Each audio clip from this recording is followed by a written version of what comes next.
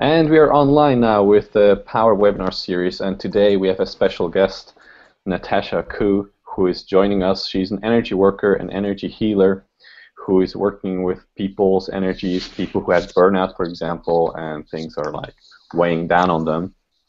And we are exploring her work. Of course, if anyone has a question for me, that's as well, you can do that for me. The people who are online with me, they can ask directly a question to both of us. The people who are watching it on the live stream, I will check from time to time if you are, if you can see it, or if you can, if you have any questions, and I will bring that in here. So feel free to type into the box below. So before I ask any question, has anyone of you two, Marie or Dominic, a question for me or Natasha? No, I don't. Okay. No, not yet. Not yet. All right, cool. Then I will ask Natasha a question from my side then. So Natasha, energy healing, it's quite a broad topic. It's something that not that many people are well versed in. Can you tell us just a little bit of what you do, how you do it, what kind of impact you create? Can you just like give us a little bit of an overview? Okay. So, hi everybody. This is an exciting question. Can everybody hear me all right? I hope so. Let me know if you can't. So, energy, it sounds like something we don't know because we don't talk about it. But actually, it is something that is all around us. And once I kind of say what it is, then you'll be like, aha, I know that feeling. So one example would be, do you know people who have this kind of atmosphere or feeling of just heaviness to them? So they might not be wearing a backpack or they might not be carrying anything, but at the same time, this is just this gloomy, very slow and very heavy feeling to them. And usually not a very nice one when it's very heavy like that.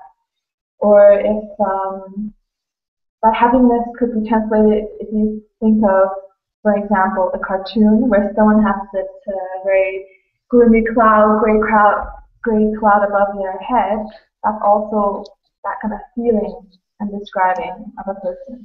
So to me, that would just mean there's too much negativity or there's too much baggage within the energy, or within their aura or within their energy body.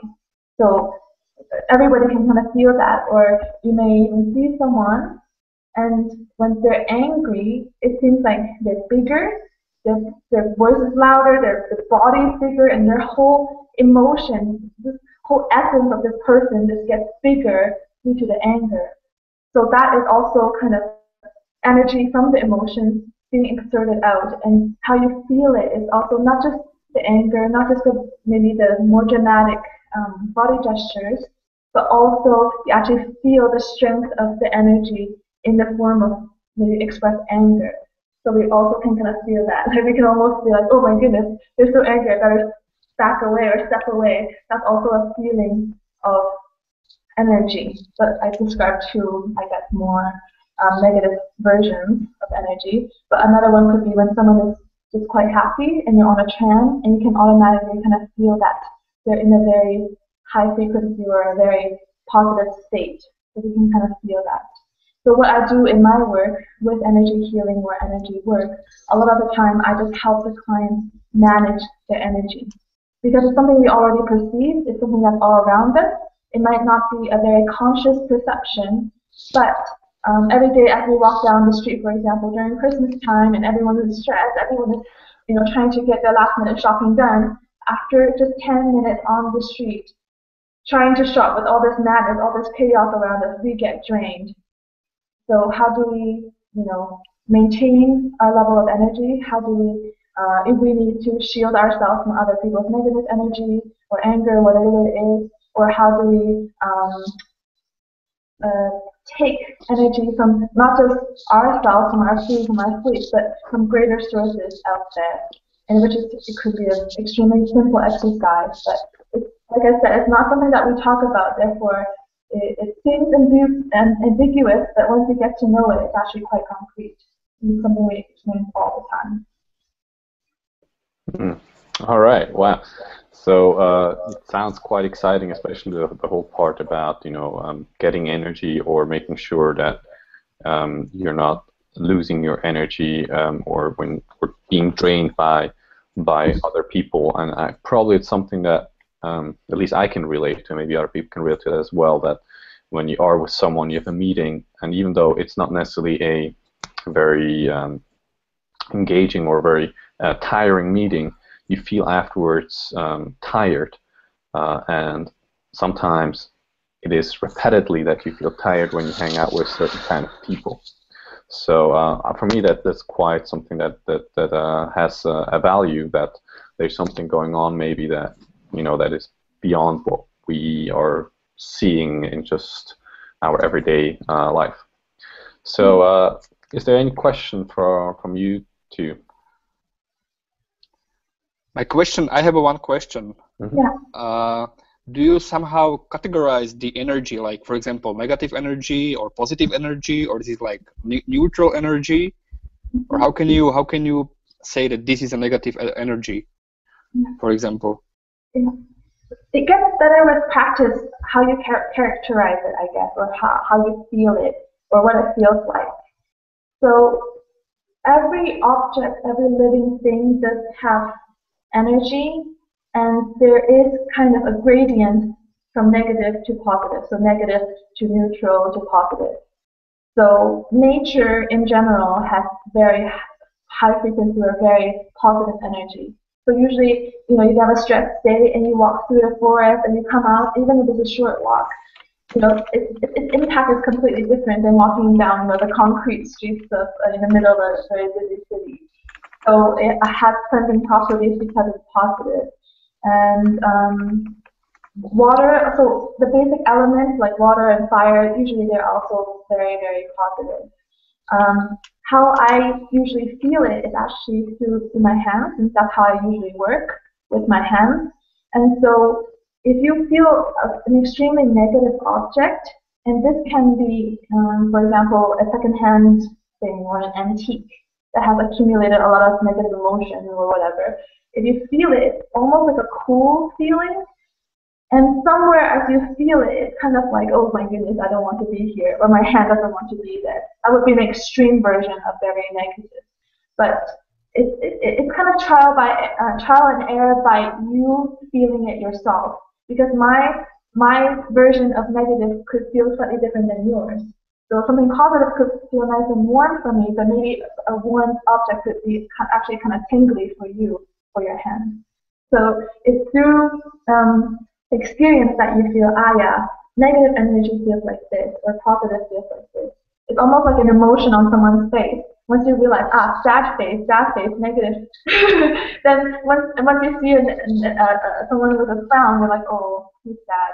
So it's kind of through that kind of recognition, this pattern, that you get your own sense of, when I feel this, then it's negative. So as I understood it, you say that it is very subjective. Yes, as in everyone feels energy a little bit differently. So my perception and your perception of the world is slightly different. Yeah. Okay. But it will be very consistent in your way of how you feel it. So something positive will always have this same similar positive feeling to it. It'll be consistent in your perception. Mm-hmm. Okay. Yeah. Thank you. Yeah. Yeah, okay. But the feeling of nature, that this peaceful, this we kind of already have a very strong sense of positive. And when we have someone who we haven't even met yet, but you have a feeling, oh, this guy is not good for me, or I don't think I want to do very much with this person, then you already have a sense of, okay, yeah. But sometimes it applies to objects too, but it's a little bit needs a little bit more practice with just objects versus people, which have a stronger expression of energy. I have another question. Sorry. Yeah. So you said that it's about how you feel, or whether you feel it, whether it is negative or positive. So can you train yourself somehow to have a better feeling that this is, for example, negative energy, or this is positive? I am attracted to it, or I am not attracted to it. How can you train yourself? So one thing that is I can say easy to do at home is to have something living. For example, a plant, a healthy one, a plant, or something that is very lively, something alive. That would be the best version of something positive. Because life energy in itself is already positive, and plants are, most plants are actually positive. If you have plants that kind of have very thin leaves and kind of go, doesn't have the kind of the energy to perk itself up and grow upwards, so the very lazy, thin leaves, then those actually could be a little bit negative. So find a really strong one that's kind of like going upward with sturdy leaves, or flowers, even flowers, or for example, sunflowers with lots of seeds, those have extremely positive energy. So find a flowering plant or a very strong, sturdy, going upward plant. So and just inhale, be in a still state, and not so much in your head, but more in your body, and just pretty much sweep. You can also rub your hands together like this to get it a little bit more sensitive. And pretty much you just want to sweep your hand across the object. It doesn't have to be very close, maybe 2 centimeters away from it. And you just kind of go back and forth. Okay, is there a difference? Is there a difference when I'm not above the object and when I'm away from the object? Just kind of feel it. And from there, you can maybe have a sense of what a live plant or a positive plant feels like. But unfortunately, there are probably much more neutral objects in your home than negative objects. You might actually need to actively seek out negative objects. It might be difficult to find. So I don't have a very good example of what a negative thing you could feel at home would be. But maybe if you want, go to an antique store or a flea market and go to books or very old jewelry, things like that. And then when the shopkeeper is not looking, do the same thing.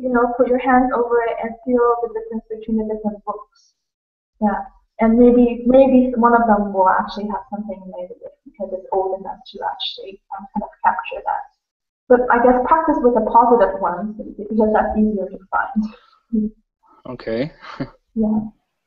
Important also from my experience is that you have to be open-minded to go with whatever comes up, because when I started first with this kind of thing, actually I very first started with Qigong, and at the beginning I was like, well, I'm just making these things up, and there's no way actually to really prove in a sense that this is real or not real. So with that kind of mindset, everything was put into a box of, well, not real, just hallucination, just completely made up. And then I got into hypnosis and coaching and all those kind of things, and at some point, I don't know when it was, but at some point I started to perceive other things while I was doing the work. I started to perceive sometimes places in people where there's stuckness or where there's low energy in them. And funny enough, whenever I used this kind of insight that I had and I would share it with the person, it usually is, or was, and still is, and actually more now, spot on, and has helped and improved my coaching, my work as well. So having experienced it and having been open-minded, because when I'm working with someone, it doesn't really matter what comes up as long as I can help that person to move forward. I've put kind of that critical factor away. So if you want to practice it, go with the flow, just experiment and see what comes up, and then with time you will find your own proof that you need for it to be able to work with. Because in the end you want to have it enhance your life, right? Does that make sense? Yeah, thank you. Yeah. And that openness could be even translated into when you feel the book or when you feel the lively flowering plant. That just means open to just looking out for any feeling in your hand, anything at all. Because it could be something new, a new way of perceiving, a deeper way of perceiving, which means just, it could be warm, it could be tingly, it could be the air feels different. That's what I mean when it's subjective in this way, because you'll find your feeling for positivity, your feeling for energy. So as you're open and you just move your hand back and forth between the plant and the air, on the other side of the plant, just be open to any feeling that comes in your hand and be like, what was that? Not even sure what to put it as words, but what was that? And then you go through it. Maybe it's something, I don't know. And go through it again. Maybe it's more, I'm not sure. And so just feel back and forth and then experience. And in openness, you'll have this experience. And then later, if you want to describe to a friend, then you can maybe try to describe it in words, but just feel into it. And that's all there is to begin with. Okay. Yeah. So, Natty, in which way has this energy work enhanced your daily life, your experience of life?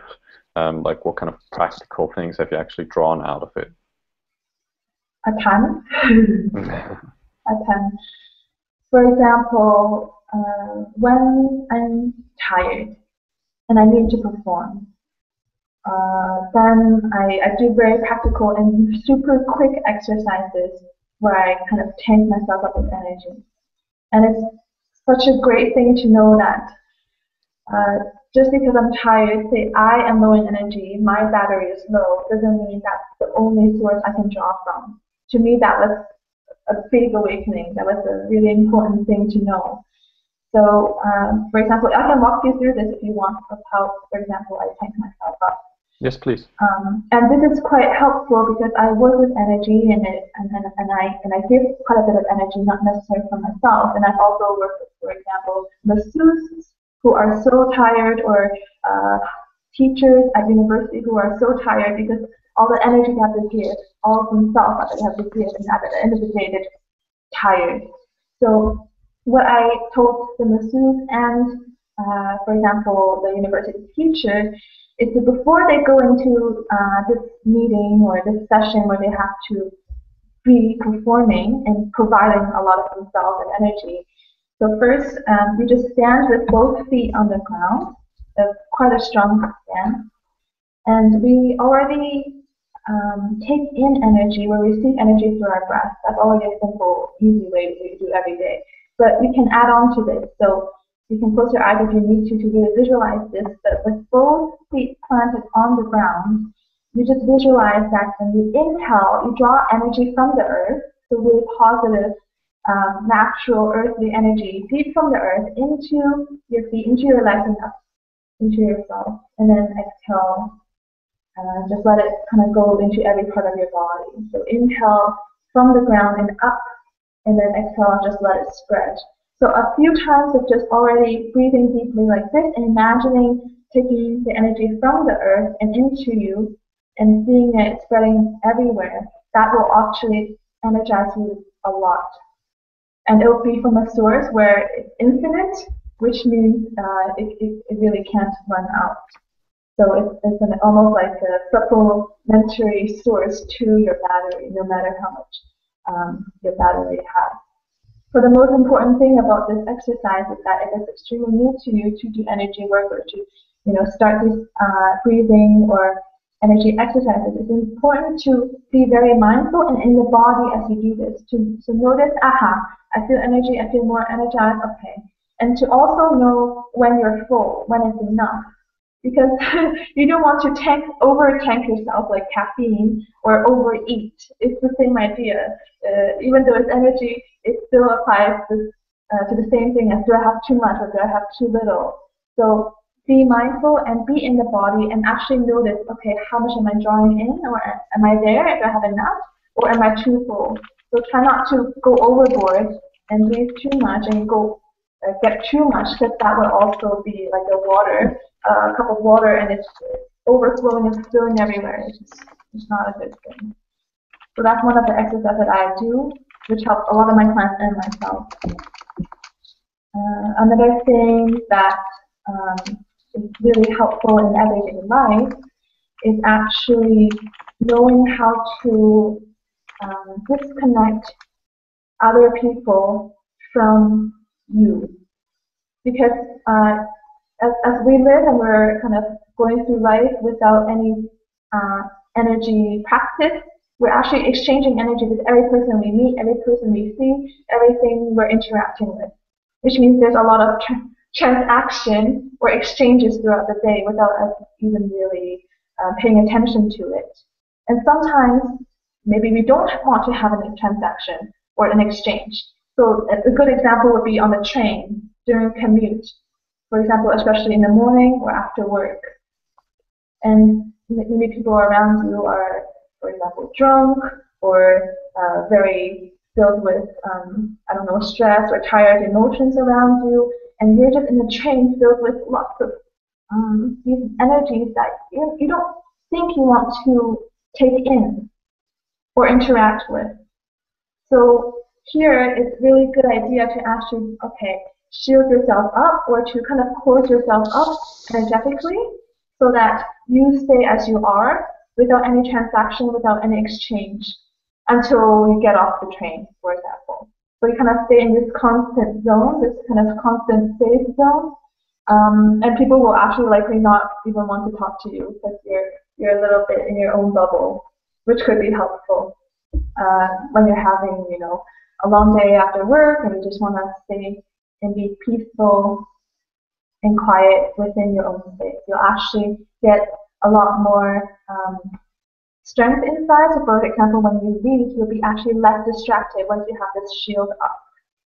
So one way to make this shield is to, again, use energy or breath from the outside. So again, you can just imagine, inhale, you're taking kind of energy from the sky or from the earth or from just sparkly material from the sun, and just bring it in, inhale, and then exhale, imagine this, it could be a glass, it could be an egg, it can be any form of wall you want to create around you depending on your mood and depending on your need. So inhale, draw the energy from the outside from a positive source, and then exhale, just create this shell, this circle, this bubble, whatever you need to around you. And just keep breathing and forming it until you kind of feel into it up. Is the bubble strong enough? Is it there? You'll get a feeling inside as you try this again and again. You'll get a feeling, it's strong enough.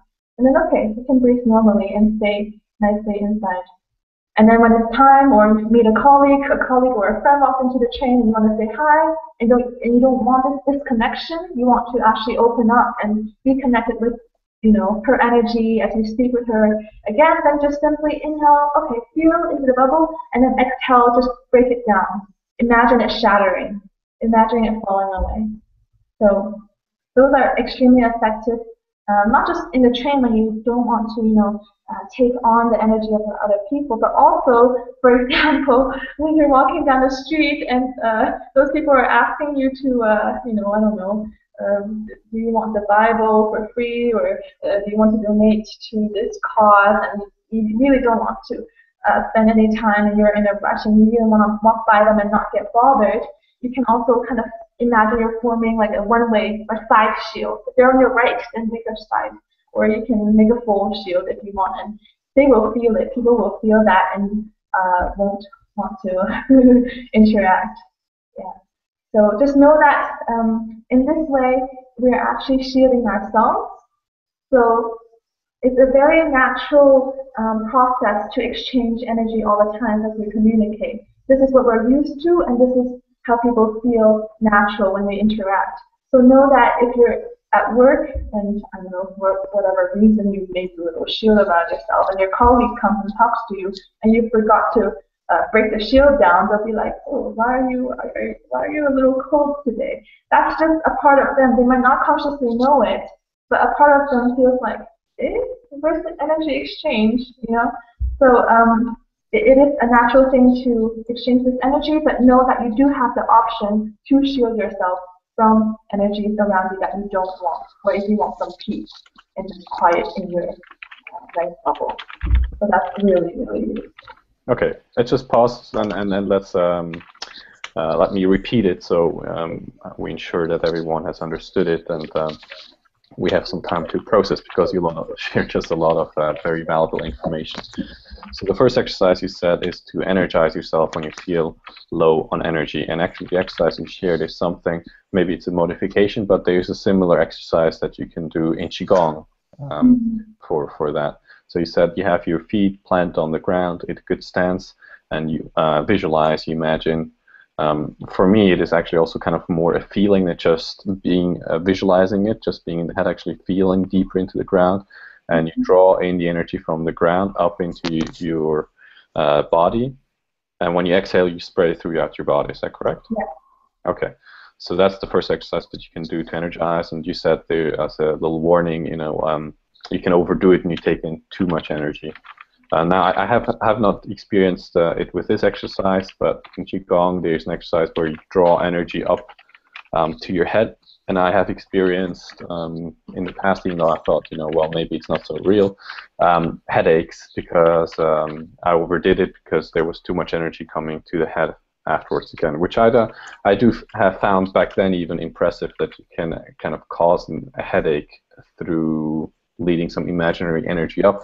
But now I know, well, then there's maybe more to it than just being an imaginary energy, that it can actually cause physical pain. Then the second exercise was that you can learn to shield yourself. And if I remember correctly, you said you take the energy from the sky and from the earth, or you can just take it from one of those sources, and you inhale, and when you exhale, you push it out, and you imagine it builds a wall, right? It's like an egg. It's you can even imagine that it's like a mirror, right? So you build that kind of shield around you, and when you are on the train where you don't want this energy exchange, where maybe some negative people around, you can protect yourself that way. Correct? Yeah. Summarize it good? Okay, perfect.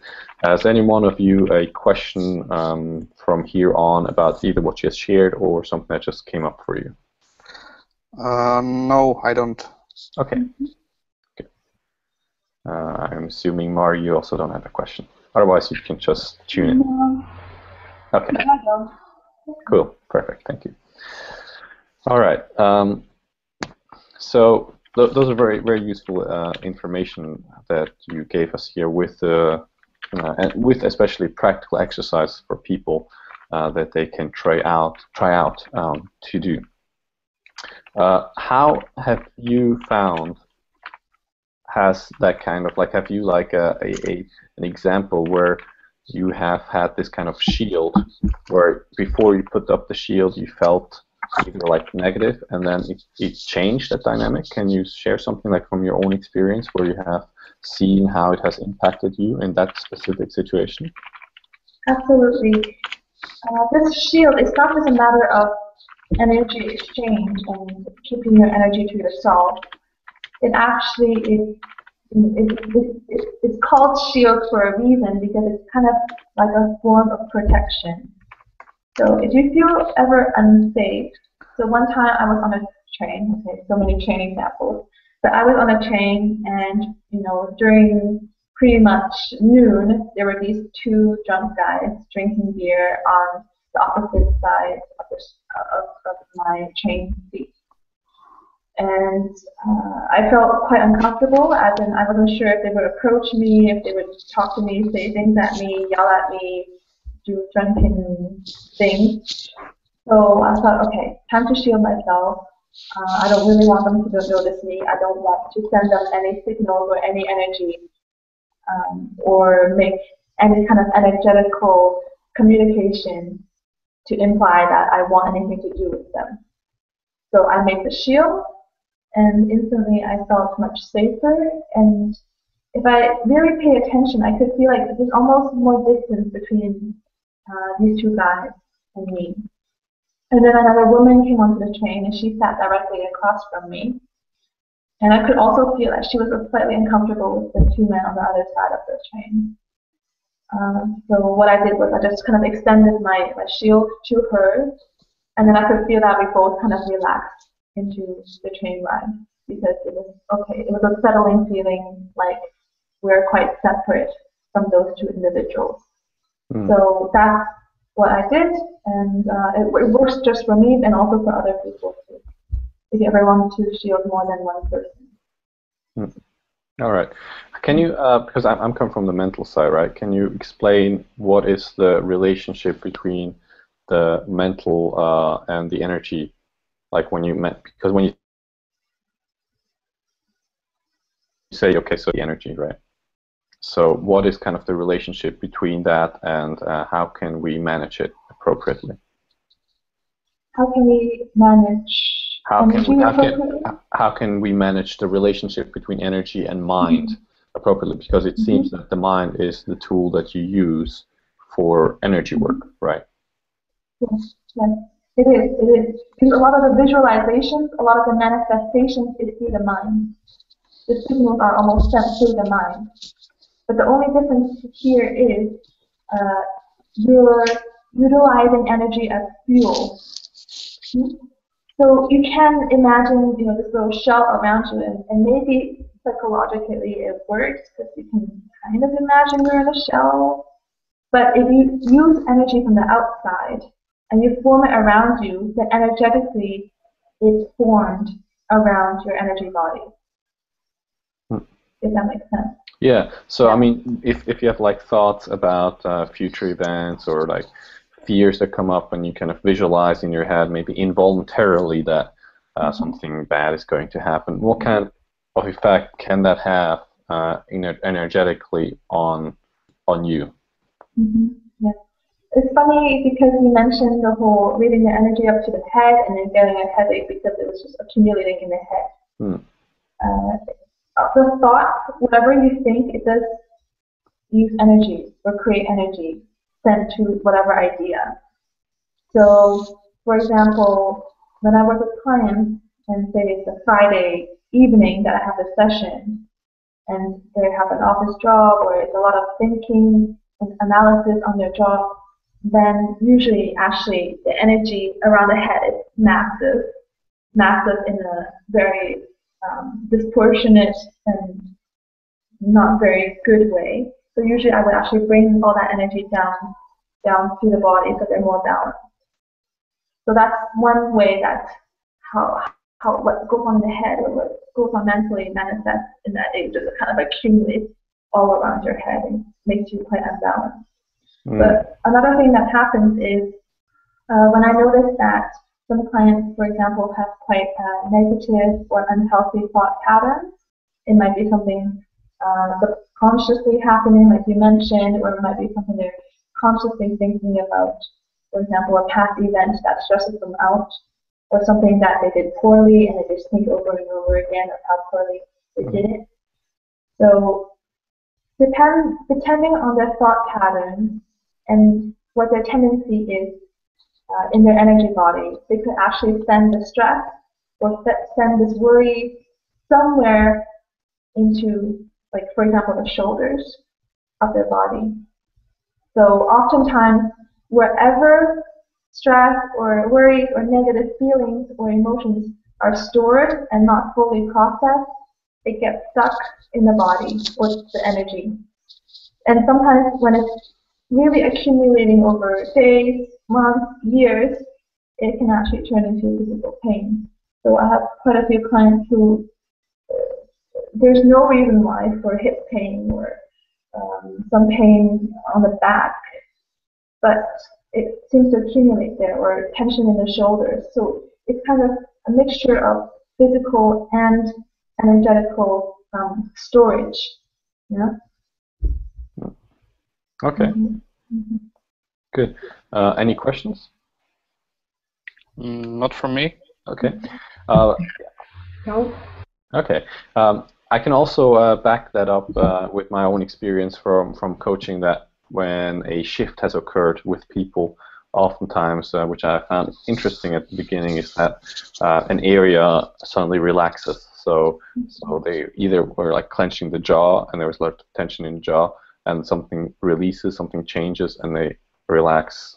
The jaw starts to relax. I even had one woman who was like vibrating, so the whole jaw started to vibrate and shake, and then start to release, and afterwards was relaxed, and you could see the whole face has kind of changed, or like the shoulders had suddenly started to drop. So there seems definitely something going on with people storing things in the body and then changing that when something gets released. And I actually heard a very crazy example from Stephen Brooks, who is also a hypnotherapist I've learned from, and a woman came to see him, and she had like a kind of a disproportionate face. It was really off balance for some reason, and he gave her one task or something like that, and he told her she should go to help kids or something like that.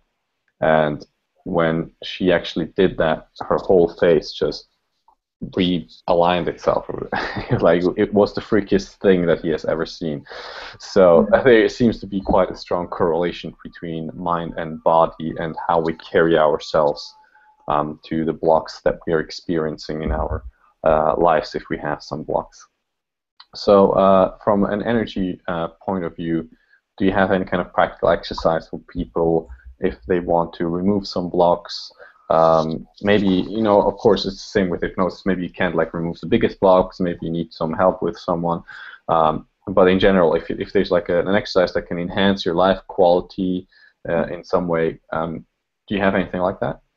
Yes, absolutely. It's great that you mentioned the distorted face and how the body reacts also to the mind and to the energy, because it's all interlinked. I think the most empowering thing about energy or energy work is that you can approach it from the mental side, so you visualize the energy from the earth, or any physical exercise, you're also creating energy, so you can also do it from a very physical, bodily way. And what I've noticed more and more is how people actually process stress or any worries, any negative emotion, whatever it is that causes your body to tense up, or it causes you to tense up and close up.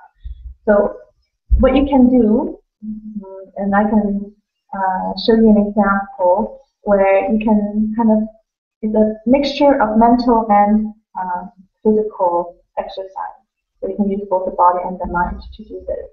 Is to first kind of notice how you react when you're stressed. Just kind of notice, okay, which part of my body is tense? Where am I already storing it? Where are the go-to places? Where's the, hard drive that's in my energy body, in my body, that is already stored in? So just kind of notice that. Is it my back? Is it my shoulders? Those are very typical places. And also the jaws, where is it? Or it could be, for example, a certain side of your body. Your right arm, the right side maybe holds more, is more tense when you're stressed. So just kind of notice that. Okay, where is the go-to places? Maybe those places already have quite a significant amount of stored negative energy or stress, however you want to call it. And then the next thing is to know, okay, say I'm getting stressed. Know that there's an option not to just store it in those hard drives, but to actually do some kind of exercise so you can process it and not hold it within your body. So one great way is just simply through the breath. So I already showed you the exercise where we inhale and we bring in positive energy. What you can also do is through the exhale and actually release anything you don't need within the body, anything you don't want to hold with the exhale out. So you can do this anywhere. And it doesn't have to be sitting down or in a very quiet place. All you do is inhale and actually feel the stress. Feel whatever is building up, bubbling up, whatever is coming up, and kind of getting a hold of you. Breathe and acknowledge that, feel into that, kind of hold it almost, and then when you exhale, just let it go. And it's super effective, especially exhale through the mouth. So just inhale, feel it, feel what it is that's building, whatever it is that you're holding, and then exhale through the mouth and let the shoulders come down. So probably they will come down naturally. So just do it, inhale and then out, just release. Just think, release, let go. If that's not enough, what you can do is actually lie down somewhere, or maybe sit down. I like lying down better. And just inhale again, and then imagine that there are these rocks or boulders or stones within your body, these black, heavy things, things that are weighing you down, things that you don't want. And let these rocks represent what you don't want to hold in your body, what you don't want to keep. So inhale, okay, there are rocks, in my body. Imagine, and then exhale, let those rocks go. Feel as if gravity is just taking them away. They're falling away naturally, easily, and deep down into the earth, somewhere you will never ever see it again, far, far away from you. So just imagine this inhale, feel like in an exhale that the rocks are dropping far, far. And then as we breathe like this, also feel how your body's getting lighter and lighter. And there will be this feeling of lightness if you really perceive, really feel into it, because actually your energy body is getting lighter. That guy, that cartoon I mentioned at the very beginning, that cloud above his head, it is lifting. The way, in his energy body that he's carrying, he is actually taking that backpack and throwing it away. So those are some great examples where you can use the body and the mind together, kind of clean your energy self. All right. I find also that doing this kind of exercise in nature feels, at least for me, better whenever you go into nature, like a forest or whatever.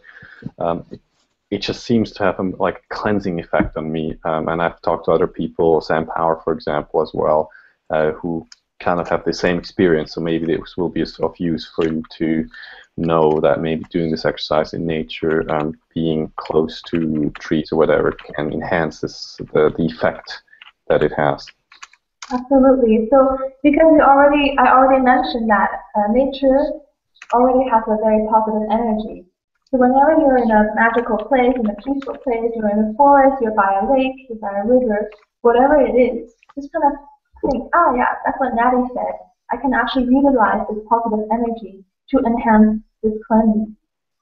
So you can also breathe into, for example, the river, you can breathe into the forest, and that energy, and then exhale, release. Or just breathe in the natural energy from the forest and let that just naturally cleanse you. So these are all options, right? Just the breathing and the releasing through the exhale through the mouth, or the imagination of the rocks releasing from your body, the heaviness just falling away from you, or utilizing the nature around you. These are all just options, and feel into what's right for you and how you want to go and practice these energy exercises. All right. Something that came up for that I want to share as well is that there seems to be some research that the body itself often can take care of traumatic events. So what they realize is, like, for example, animals in nature, when they're free, they don't get traumatized. So if a bird would, for example, fly into a window and they would like fall down, they weren't completely killed. They first would lie still, and eventually would like kind of start shaking really strongly, and then go off and be fine again. And actually, a guy who knew that, he had an accident with a bicycle, and he fell and he broke his collarbone, and he got up and he started cycling again, and eventually he felt like, oh, I need a break. So he went into the bushes, and his body started to shake, and his legs started to like go into the air like crazy, like he would be cycling. Eventually kind of all died down, and he lay still, and afterwards he didn't have pain. Obviously it still need to heal and still need to go to a doctor and everything, but there was no lasting trauma from that incident. And so Levine, a psychologist, has learned how to use the body and to use certain kind of postures that are tiring to induce this kind of shaking in the body to release traumas that we have stored. So something I find very useful is that if you have a day off and you go somewhere, or you're even in your apartment, you just let your body move in whichever way it wants to move. Give like kind of that space, because often what we do is like from the brain, we are so rigid, and we're like, oh no, this is not good, and we, before even it comes up consciously, we suppress any kind of movement that could be actually healing. So I found that very useful to give space to the body and to be naturally just expressive in whichever way it is. Maybe it's going to be singing, maybe dancing, maybe it's going to be really weird. It doesn't really matter. But that has been very helpful to release blocks as well. So that's from my side something that might be useful for the people watching this. Mm-hmm. And I guess from my perspective, or the energy perspective of this shaking, is you're releasing energy. That's what it is. If you have so much pent up, and then it's as if your body can't hold it anymore, it's too much. The hard drive would be exploding if you stored it there, and then you have to get it out. Yeah, so that would be the shaking, and it's actually so innate in animals, and children do this already. It's also natural in us until we make it unnatural. Yeah, it is. It is. And the funny thing is that animals who are captive, they can get traumatized because sometimes we interfere with that process of natural release, which I found quite astonishing. That yeah, when we take away that freedom of free expression, we actually are harming ourselves or the animal that is under our care. One thing more to do with the body, I guess it has to do with the shaking. Because when you allow your body to shake, you're kind of letting go, like you said, you're not interfering with the mind of what the body should be doing at that moment. The body is just doing what it needs to do, and it knows what it needs to do. And a lot of good people now, as I also teach yoga, what I notice is people are extremely good at flexing, at tensing their body. So if I told you to, hold this dumbbell and do a few reps with the dumbbell, you can do it right away. You can lift the box. You can flex and move it like I tell you to. But a tendency for the bodies today is that we start to forget how to let go of the muscles and actually let go and learn how to relax them again. And this is really important because it's good to know how to flex the muscles and be tense when we need it, but it's super important also to let the energy flow in the sense that we need to learn also how to relax our bodies, relax all our muscles. So actually the energy flows where it needs to go and it's not just concentrated in our tense parts. So that's something that also has to do with how our bodies are reacting today, and also a mental exercise that's also related, of course, to energy. Because as long as we tense it and we do not allow it to relax or be in its natural state, energy will accumulate. And if it's tensed for long periods of time, it will become a block. Yeah. And one thing also that I have find very useful is to go away a day or whatever and to do nothing. Because that gives mental space. When you see, especially a lot of people's lives, they're very packed. So you have work, and then you already have planned. Okay, so I'm going to do this in my free time. I'm going to maybe watch this show, and all the time you're busy, absorbing, consuming, doing something. And there's very little time where we don't do anything. There's no purpose. There's nothing to it. Just being you, just chilling out. Nothing on your mind, and when you do that, there's a lot of space that is created for things to come up, for you to process certain emotions, for example. And I found it very healing and benefiting also to realize what is it that I want, because when there's less mind chatter, where there's less busyness, the things that really matter to you will come up.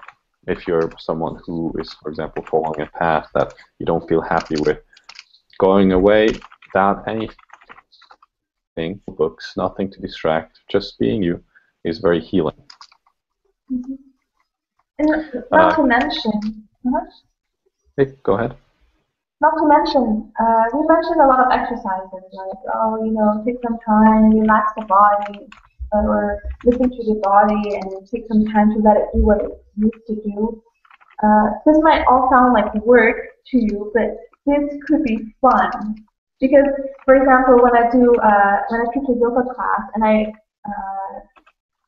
propose or introduce a move, which is technically extremely easy. Like, for example, you place your hands on your shoulders and you're sitting cross-legged, and then you can close your eyes and you let your weight go all the way to the left, and then when you're ready, you go all the way to the right. And then from then on, no more signals from the mind of how far you should go, or when you balance, when you come back, what's the speed. And you just let go and let the body kind of pendulum back and forth. And there's this rhythm, and there's this beauty in this flow of your body movement, of your body knowing exactly its balance, knowing its exact rhythm, the body knowing exactly what it wants and what it needs to do at that moment. It's actually super nice for the mind to observe and to feel into that experience. So Also, what Yakin said about letting the body do what it needs to do. It doesn't have to be okay. Time to work on myself. I will sit, in the living room, be silent, and suddenly start to move my arms in strange ways. You could put some music on, and you can actually let it be a very flowing, fun experience for you. Cool. Dominic, do you have any questions? Marie just dropped out. No. Okay. We have 8 minutes left before we finish this off. Can you just share, Natasha, where people can find you? Because they see you here, maybe they want to get in touch with you. Maybe you have a website or an email, something that people can go to. So it's easy. The website is powertranscendence.com, or you can contact me, of course. Email is best. So it's Natasha, Napasha, at powertranscendence.com. Yeah, so for German speakers, there's no C in Natasha.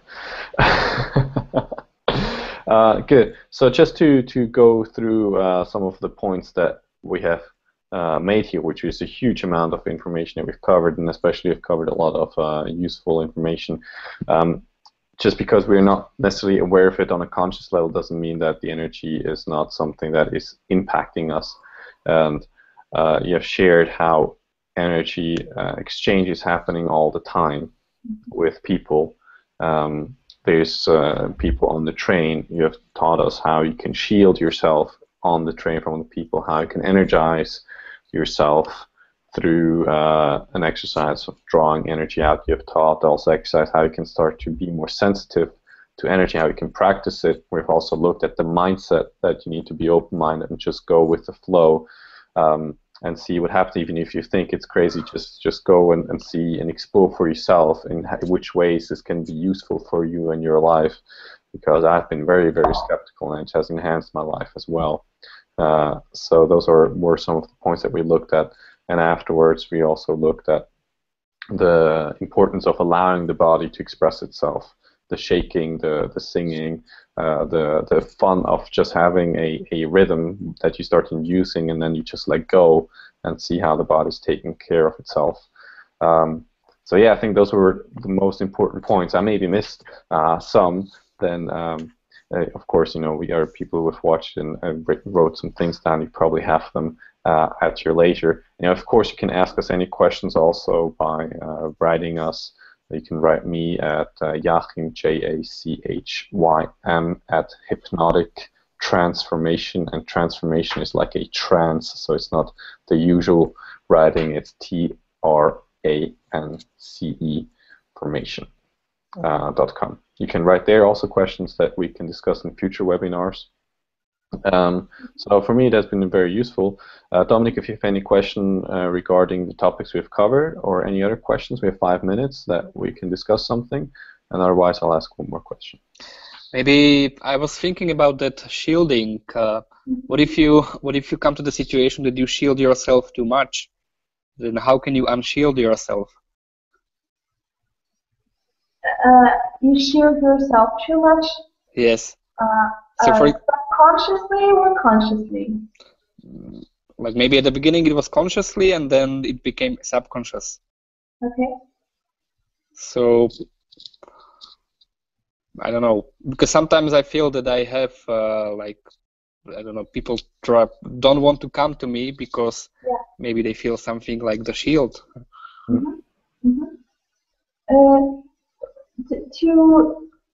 I guess that could happen to many people, yeah?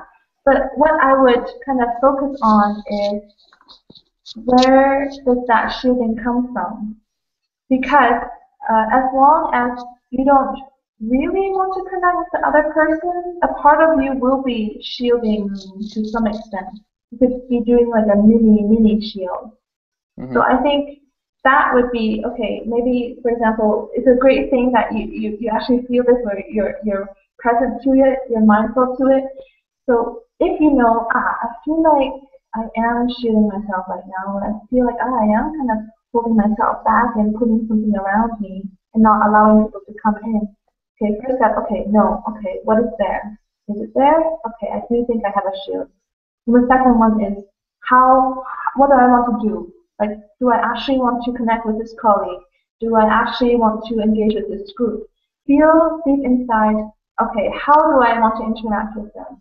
Yeah? Do I want a full open heart? Do I want a full connection? Do I really want to, have this wonderful exchange back and forth? Feel into it and feel into the desire. And once the desire is there, and aha, I do want to have this meaningful conversation, and I want it to be deep, and I want the other person to feel my energy deeply too, and my excitement for the subject deeply too. Once you have that, then use this energy within inside you to just break that shield down. But I think unless you have a strong desire from inside, this emotion or this motivation deep inside to break the shield, it's not clear enough to your energy body or to your mind that you should break it. Mm-hmm. Yeah, I understand. Yeah, thank you. Yeah, you're welcome. Yeah. And I just want to emphasize that this stuff is fun, especially what I said about the antique store or the flea market.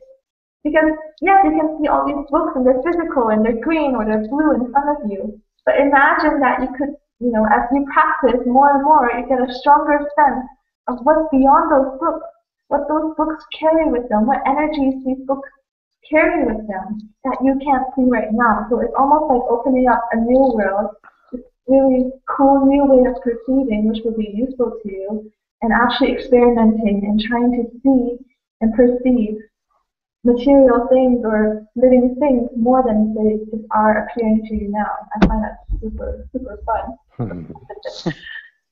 All right, fantastic. Well, thank you so much, Natty, for coming online and sharing all of this information. I've really enjoyed your company, and who knows, maybe we'll have another webinar with you on it. I don't know.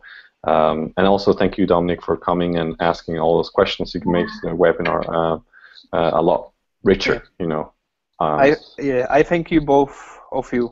It was very interesting. Oh, perfect. Thank you very much. So thank you all for who are watching it afterwards on YouTube. And I hope you enjoyed it as well. And I'll see you on our webinar. Bye-bye. Bye-bye. Ciao.